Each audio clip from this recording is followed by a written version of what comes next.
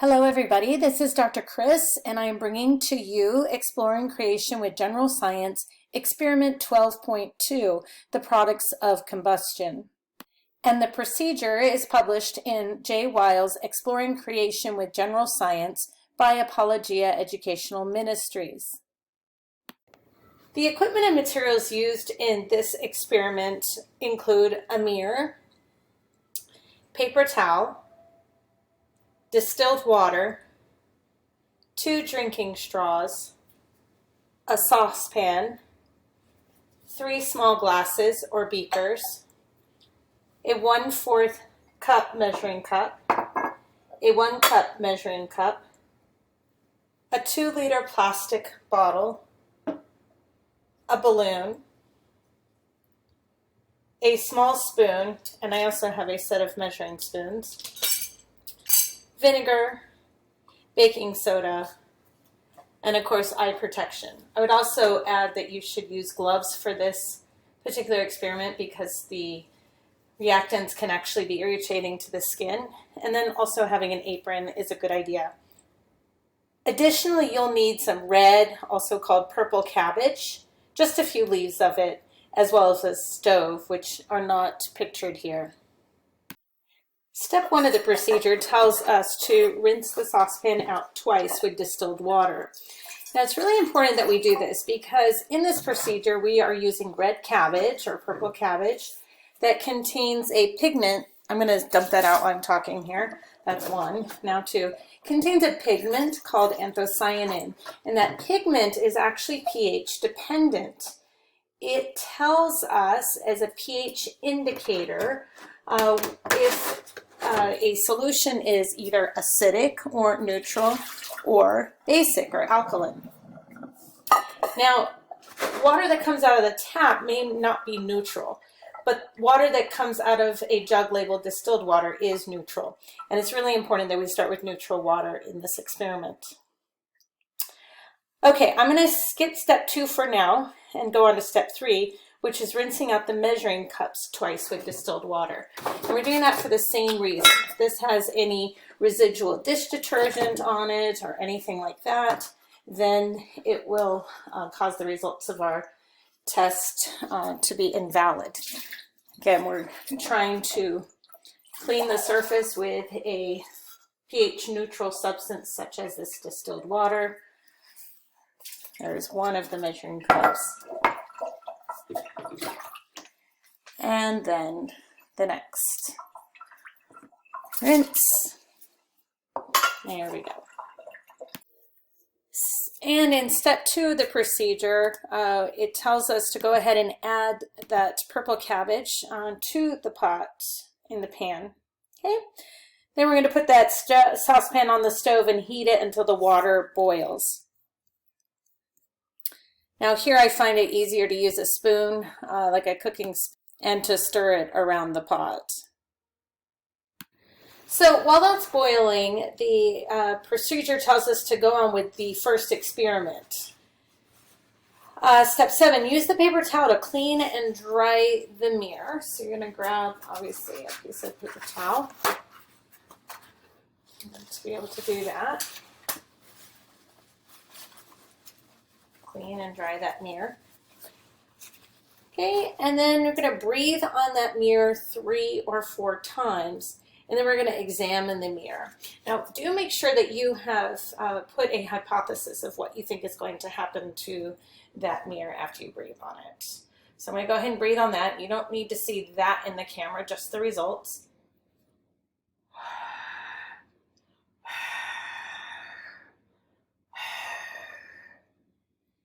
And you can see what has shown up on the mirror. And I can draw in that as well. Say hi. So go ahead and record your result for that part of the experiment. Now we're moving on to the second experiment, which we really did already start by making the pH indicator with the red cabbage. Step 11, once the water begins to boil, turn off the stove and remove the pan from the heat. Allow the pan and the water to cool, which I am doing here. Now look at the color. This is step 12 of the liquid in the pan. It should be purplish or bluish. You can see that it most certainly is. If it's red or pink, then you have to do steps 1 through 6 over, because that means you've got some contaminants in there that are making it more acidic. Be sure to rinse out the pan thoroughly with distilled water. That's if you have to do it again, because a red or pink liquid at this stage of the experiment indicates you have a contaminant in the pan.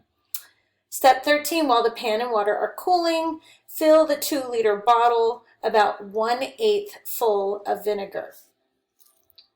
This is the point in the experiment where I say, hey, it would really be great to have a funnel, and actually we're going to use a second funnel later. So if you do have a funnel or two around the house, this would be a great time to use that as well. So we're going to take the lid off of our 2-liter bottle. I'm going to move this out of the way so I don't contaminate it. And we're going to fill this bottle about 1/8 full of this white vinegar.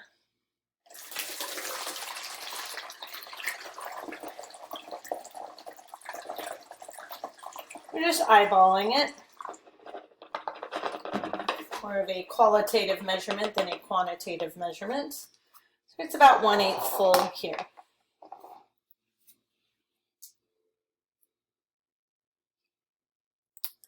Now we're going to get a balloon ready, and we're going to add baking soda to the vinegar in the bottle. Now the way the procedure has you do that is to get some baking soda scooped out and dump it into the bottle, and then very quickly put the balloon over the bottle. But we have discovered over the years an easier way to do this, and that is to actually preload the baking soda into the balloon, and that would be what the second funnel is for. If you don't have a second funnel, you can just rinse out the first one and dry it so your dry ingredient does not stick to the sides of the funnel as you're trying to load it. But if you happen to have a second funnel, this is a good time to use it. So just go ahead and put the stem of the funnel into the neck of the balloon. Procedure is not very specific. It says 2 or 3 small spoons worth. So for this purpose, we're just going to use 3 teaspoons of the baking soda. And we are putting that into the balloon via the funnel. Just makes a nice tool to be able to get that in there.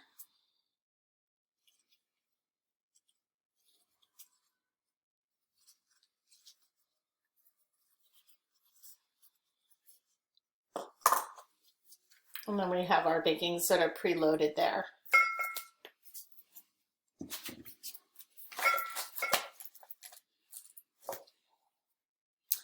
Okay. Now it says step 16, as soon as you've added the baking soda, quickly cover the opening of the bottle with the mouth of the balloon, making a seal between the balloon and the bottle as airtight as possible so the balloon begins to fill up with the carbon dioxide being produced. So it's a good time to talk about the reaction that's going to happen here. We've got vinegar, which is acetic acid, or 5% or so of acetic acid, plus we've got baking soda, which is sodium bicarbonate. And when the two react together, they make sodium acetate, water, and carbon dioxide. And carbon dioxide is what the product that we are looking for, that we want to collect. And carbon dioxide in this experiment, in this reaction, is going to obviously come off as a gas. And we're going to be collecting that gaseous product into our balloon. That's why you need to have a nice seal, because if you don't have a good seal, then what's going to happen is all that great carbon dioxide you're making in this reaction is going to escape. Okay, so here we go. We just have to tip up the balloon, let the reaction proceed, and you can see that our balloon is filling very nicely with carbon dioxide. Now, ways to increase the rate of reaction are agitation or stirring, which I'm doing here, or you can heat it, but I'm not going to heat a plastic bottle. All right, there we go. Now it says as long as the balloon is at least partially inflated, you have all the carbon dioxide you need, okay, which we do, obviously. Step 17, let the balloon and bottle sit for 3 minutes. As long as the seal between the balloon and the bottle is airtight, you will not lose the carbon dioxide inside the balloon. Okay, now step 18 tells us to rinse 3 small glasses out twice with distilled water. Now we're rinsing these the same reason that we rinse the pan and the measuring cups at the very beginning. You do want to make sure that if you've contaminated your gloves with baking soda, that you are not contaminating the inside of your beakers as well. So I'm going to go ahead and rinse these, swirl them around, and dump them out in the sink.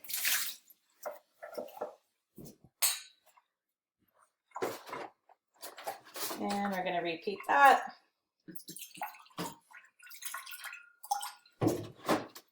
Don't forget the third one back there.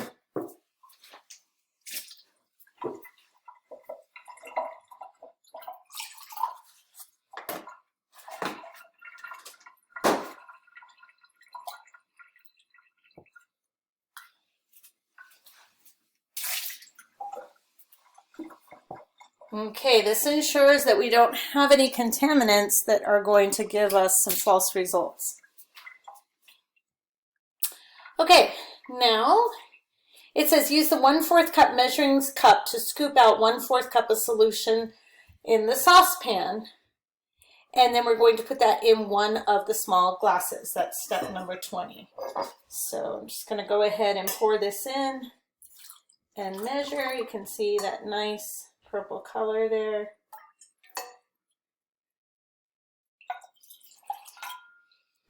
And then we're going to go ahead and repeat that. And one more time.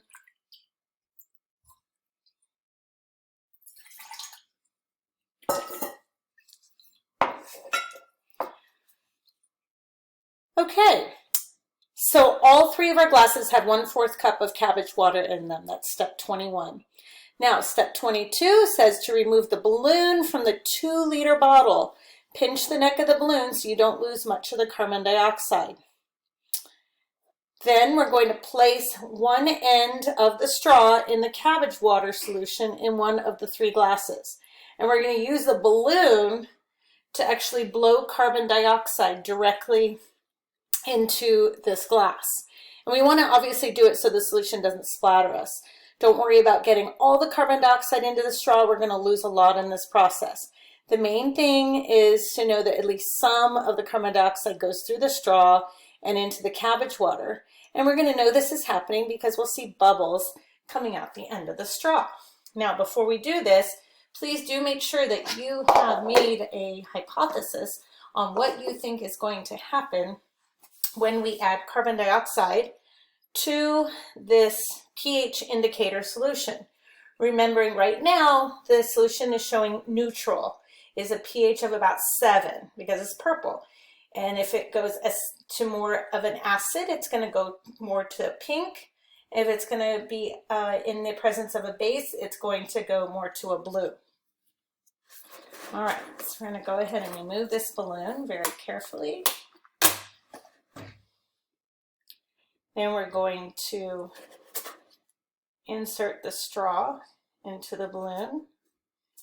And then I want to pinch this neck around the straw so we're not losing that carbon dioxide out.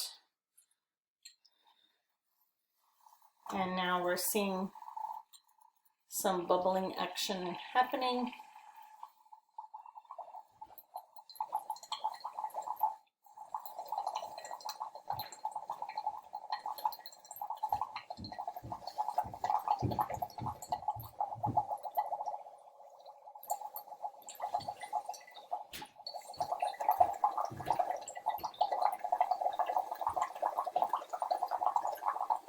It's all carbon dioxide going in there.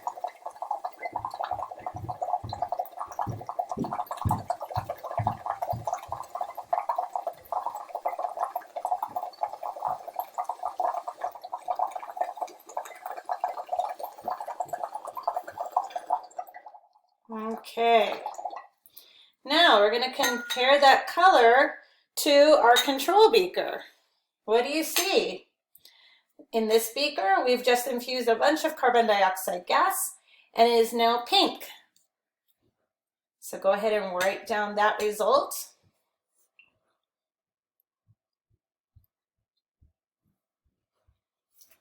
Okay.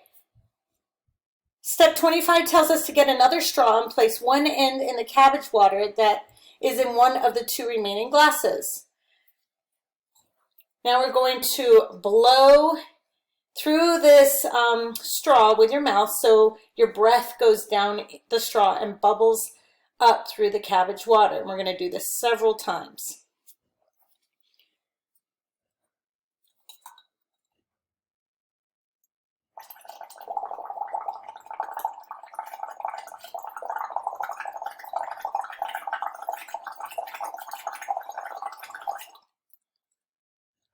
Big breath in.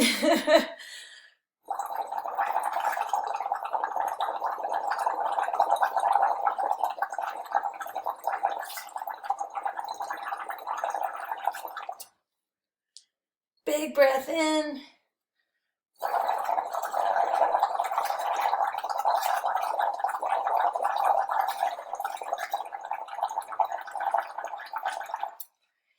And one more big breath in.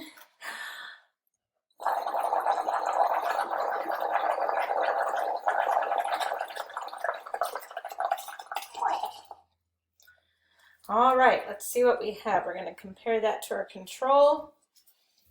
Try and get rid of some of those bubbles there so you can actually see them and see the color differences. Step 27 says compare the color of the cabbage water to the color you saw in step 23. So this was the carbon dioxide that we made using our reaction between vinegar and baking soda. This is our control. This is just a neutral pH indicator, just our cabbage water. And then this is the sample where I blew into the straw. I'm going to put these two a little closer together so you can appreciate a little bit of a difference. The one with just the straight carbon dioxide is more pink than the one that was my exhaled breath. But they are definitely both pinker than the neutral control. So what happens is when carbon dioxide is infused into water, it makes carbonic acid, which is obviously an acid by its name. And that is why the pH indicator went from the neutral purple color to a more acidic pink.